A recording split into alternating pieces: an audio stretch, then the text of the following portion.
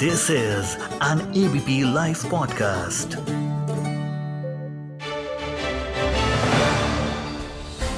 Hello and welcome to Clear Cut by ABP Live podcast, a show tailored for the simple truth that there's nothing more important to a democracy than a well-informed electorate. This is your newsman Rudrashish signing in on a wonderful Wednesday evening. तो बिना और वक्त जाया किए चलते हैं दिन के बड़े हेडलाइंस की तरफ। शुरू करते कुछ इंटरनेशनल हेडलाइंस के साथ। रशिया ने पूर्वी यूक्रेन के शहर सेवेरोडोनेस्क पर अपनी पूरी कंट्रोल के लिए यूक्रेनियन फोर्सेस को कहा कि बुधवार सुबह तक हथियार छोड़कर सरेंडर कर दे। रशिया की सेवेरोडोनेस्क पर अटैक बढ़ते जा रहे हैं और यूक्रेन ने पश्चिम देशों से वेपन्स की मांग की है। रशिया के नेशनल डिफेंस मैनेजमेंट के हेड मिखाइल मिजिंट्सेव ने एक स्टेटमेंट में कहा कि रशियन टाइम सुबह 8 बजे तक यूक्रेनियन फोर्सेस सरेंडर कर दे। मिजिंट्सेव ने यह भी कहा कि सिविलियंस को एक ह्यूमैनिटेरियन कॉरिडोर के थ्रू इवैक्यूएट किया जाएगा। यूक्रेनियन फोर्सेस ने कहा है कि 500 सिविलियंस सेवेरोडोनेस्क की एक केमिकल फैक्ट्री में शेल्टर लिए हुए हैं। यूक्रेनियन प्रेसिडेंट व्लादिमीर ज़ेलेंस्की ने एक स्टेटमेंट में कहा कि सेवेरोडोनेस्क में रोज 100 से 200 सैनिक मारे जाते हैं। यूक्रेन की अधिकारों ने अमेरिका, यूके और फ्रांस से आर्टिलरी, टैंक्स और ड्रोन्स की हेल्प मांगी है क्योंकि इस वॉर में यूक्रेन के लगभग सारे टैंक्स और ड्रोन्स तबाह हो चुके हैं। यूरोपियन यूनियन के प्रमुख उर्सुला वॉन डर लेयन ने कहा है कि यूरोपियन यूनियन यूक्रेन वॉर पर अपनी मेंबर कंट्रीज को ब्लैकमेल करने के लिए रशिया से एनर्जी सप्लाई बंद करके इजराइल के साथ अपनी एनर्जी कोऑपरेशन शुरू करना चाहती है। इजराइल इजिप्ट को गैस एक्सपोर्ट करते हैं और उनमें से कुछ को लिक्विफाई करके यूरोप भेज दिया जाता है। अगर इजराइल यूरोपियन यूनियन को अब भारी मात्रा में गैस एक्सपोर्ट करना शुरू करते हैं तो फिर उनको लॉन्ग टर्म एनर्जी इंफ्रास्ट्रक्चर की जरूरत पड़ेगी। इजराइल के पास 1 ट्रिलियन क्यूबिक मीटर्स गैस होने का अनुमान है और अगले 30 साल में डोमेस्टिक यूज के साथ वो 300 बिलियन बढ़ने का अनुमान भी किया जा रहा है। Ursula von der Leyen is expected to hold talks with Israeli President Naftali Bennett before traveling to Egypt later this month. According to news agency reports, United Arab Emirates ने भारत से ओरिजिनेट करने वाली वीट के exports और री-एक्सपोर्ट्स में 4 महीने का ban लगाया है। यूएई की इकोनॉमिक मिनिस्ट्री ने इस डिसीजन के रिगार्डिंग कहा है कि ग्लोबल ट्रेड फ्लोज में इंटरप्शंस के कारण उन्हें ये डिसीजन लेना पड़ा। भारत में 14 मई को वीट एक्सपोर्ट्स पे बैन लगाया गया था, लेकिन जिन कंट्रीज ने लेटर्स ऑफ क्रेडिट इशू किया था उन देशों को भारत वीट सप्लाई करते रहे। यूएई और इंडिया ने एक broad trade and investment pact sign किया था जो एक दूसरे के सामानों पर टैरिफ्स का कटौती करेगा और 5 साल के अंदर अपने एनुअल ट्रेड को $100 बिलियन कर देगा। Now with some national headlines. कल दूसरी बार 10 घंटे से अधिक समय तक सवाल किए गए कांग्रेस पार्टी के पूर्व अध्यक्ष राहुल गांधी से नेशनल हेराल्ड से जुड़े मनी लॉन्ड्रिंग मामले में, और आज फिर से उनको हाजिरी देने के लिए बोला है। सोमवार को भी राहुल गांधी से करीब 10 घंटे तक पूछताछ की। इस मामले में कांग्रेस पार्टी के अध्यक्ष सोनिया गांधी को भी ईडी ने बुलाया है। दिल्ली पुलिस ने ईडी ऑफिस के सामने मार्च करने के लिए कई कांग्रेस नेताओं और कार्यकर्ताओं को हिरासत में लिया है। विभिन्न राज्यों के 26 सांसदों और 5 विधायकों के साथ साथ 450 से ऊपर कार्यकर्ताओं को भी पुलिस ने हिरासत में लिया है। अरेस्ट किए गए नेताओं में रणदीप सुरजेवाला, सचिन पायलट, दीपेंद्र सिंह हुड्डा और इमरान प्रतापगढ़ी जैसे लोग शामिल हैं। सेंट्रल गवर्नमेंट ने इंडस्ट्रियलिस्ट आनंद महिंद्रा, पंकज आर पटेल, वेणु श्रीनिवासन और रविंद्र एच ढुलाकिया को रिजर्व बैंक ऑफ इंडिया के सेंट्रल बोर्ड में नॉन ऑफिशियल डायरेक्टर्स अपॉइंट किया है। आरबीआई ने एक स्टेटमेंट में कहा है कि इन चारों को अपॉइंटमेंट कमेटी कैबिनेट ने 4 साल के लिए अपॉइंट किया है। RBI's affairs are governed by the Central Board of Directors. The members of the board, chaired by RBI Governor, are appointed by the Government of India as per the Reserve Bank of India Act. अगले महीने राष्ट्रपति चुनाव के लिए election commission ने nomination file करना शुरू कर दिया है। The election is scheduled to be held on July 18. The president is elected by the members of the Electoral College, consisting of elected members of both houses of parliament and elected members of the legislative assemblies of all states, including the National Capital Territory of Delhi and the Union Territory of Puducherry. The nominated members of either Rajya Sabha and Lok Sabha or legislative assemblies of the states are not eligible to be included in the electoral college and therefore they are not entitled to participate in the election. Similarly, members of the legislative councils are also not electors for the presidential election. 18 जुलाई होने वाली राष्ट्रपति चुनाव से पहले opposition parties आज एक meeting करेंगे जिसे वेस्ट बंगाल के चीफ मिनिस्टर ममता बनर्जी ने बुलाया है इलेक्शन में एक जॉइंट कैंडिडेट डिसाइड करने के लिए। Mamata Banerjee has convened this meeting to unify all the non BJP parties for the presidential elections.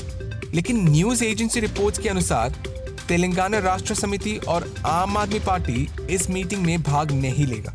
हालांकि कांग्रेस अपने कुछ नेताओं को इस मीटिंग में पार्टिसिपेट करने के लिए भेज सकती है। Congress leaders Mallikarjun Kharge, who is also the leader of the opposition in Rajya Sabha, Jairam Ramesh and Randeep Surjewala may attend the meeting on behalf of the party.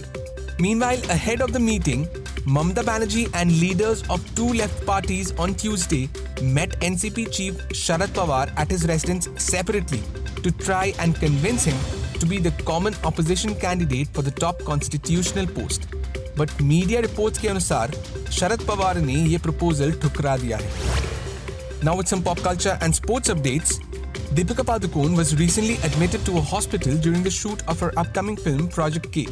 She was in Hyderabad shooting for the film when an increase in her heart rate led her to be admitted. The makers of Project K said in a statement, Deepika Padukone had gone for a checkup 3 days back. Now everything is fine and Deepika's health is also good. Deepika has begun shooting for Project K from today. Team India won the third match of the 5-match T20 International Series against South Africa by 48 runs to get a 2-1 lead in the series at the Dr. Y.S.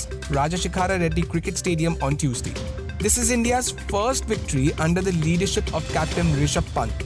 Team India's bowlers, who were performing poorly in the last 2 matches, made a comeback and troubled the African batsmen fiercely. So these were the top headlines of the day. तो अब करते हैं बात। आज मैं बात करना चाहूंगा एक बहुत ही इंपॉर्टेंट मुद्दे को लेके, अनएम्प्लॉयमेंट। आप सभी को तो पता ही होगा 2014 की लोकसभा इलेक्शन से पहले नरेंद्र मोदी अपने रैलीज में कांग्रेस पार्टी को देश में अनएम्प्लॉयमेंट के लिए जिम्मेदार ठहराते थे। लेकिन 2014 में बीजेपी सरकार आने के बाद नरेंद्र मोदी भी अनएम्प्लॉयमेंट के इश्यू को लेके कुछ खास कर नहीं पाए। अब ऑपोजिशन पार्टीज बीजेपी गवर्नमेंट से इसका जवाब मांगने लगे हैं। अब आज मैं इस मुद्दे को लेके इसीलिए बात करने आया हूं क्योंकि प्राइम मिनिस्टर ऑफ इंडिया के ऑफिशियल ट्विटर पेज ने कल एक ट्वीट पे कहा कि आने वाले 1.5 सालों में सरकार युवाओं को 10 लाख नौकरियां देगी। अब इस ट्वीट के तुरंत बाद ऑपोजिशन पार्टीज ने सरकार की मिसमैनेजमेंट को लेकर टिप्पणी करनी शुरू कर दी। कांग्रेस स्पोक्सपर्सन रणदीप सुरजेवाला ने कहा कि देश में इस वक्त 50 साल की सबसे भयंकर बेरोजगारी है।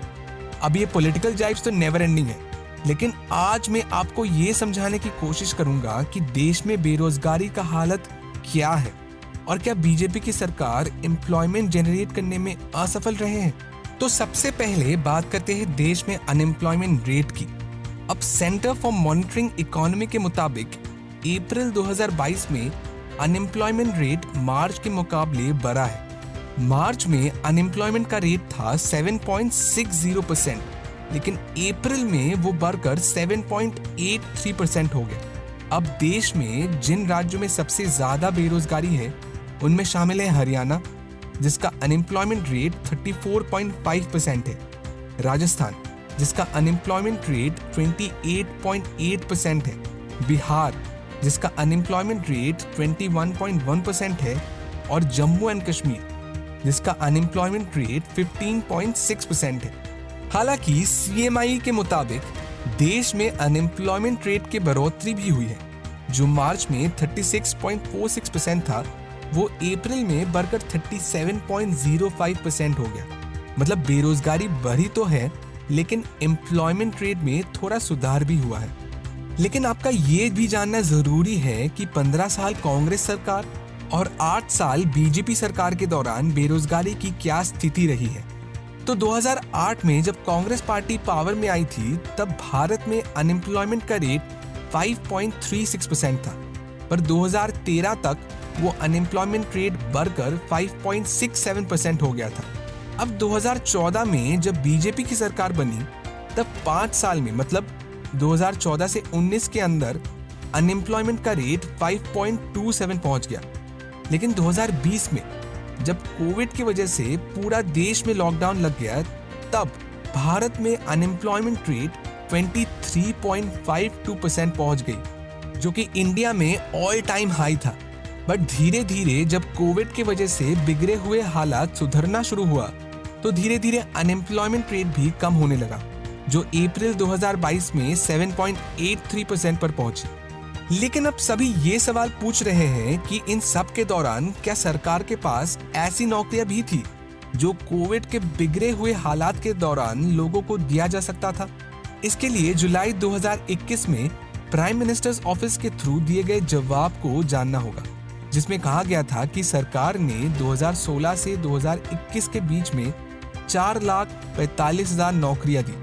ये नौकरियां 3 गवर्नमेंट इंस्टीट्यूशंस के थ्रू दी गई थी, जो है यूनियन पब्लिक सर्विस कमीशन यानी कि यूपीएससी, स्टाफ सिलेक्शन कमीशन यानी एसएससी और रेलवे रिक्रूटमेंट बोर्ड यानी आरआरबी। लेकिन पीएम ऑफिस ने एक और स्टेटमेंट दिया जिसमें यह कहा गया कि सरकार के पास 8,72,000 नौकरियों के पोजीशंस थी जो तभी भरी नहीं गई थी। यानी कि 5 सालों में जहां सरकार ने 4,45,000 नौकरियां दी, वहां सरकार 8,72,000 नौकरियां और दे सकती थी। इनमें से 2,48,000 नौकरियां ऐसी हैं जो सिर्फ डिफेंस मिनिस्ट्री में ही खाली है। रेलवेज में 2,37,000 पोजीशंस खाली है। होम अफेयर्स में 1,28,000 पोजीशंस खाली है। पीएम ऑफिस ने स्टेटमेंट में यह भी कहा कि 3,64,000 पोजीशंस ऐसे भी हैं जिनको अलग अलग स्टेट्स में भरना है, लेकिन वो केंद्र सरकार के अंडर ही आते हैं।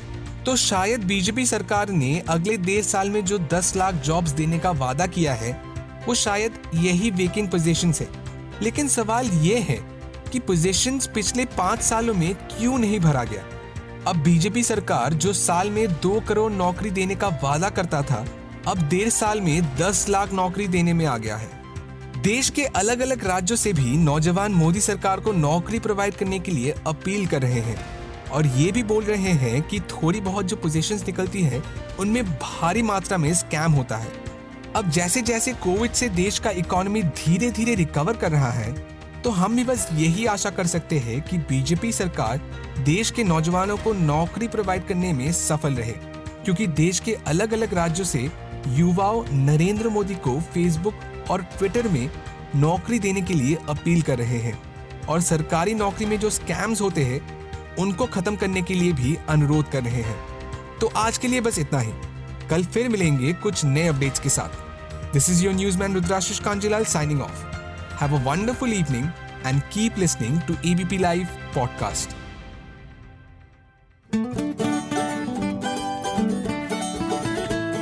This is an ABP Live podcast.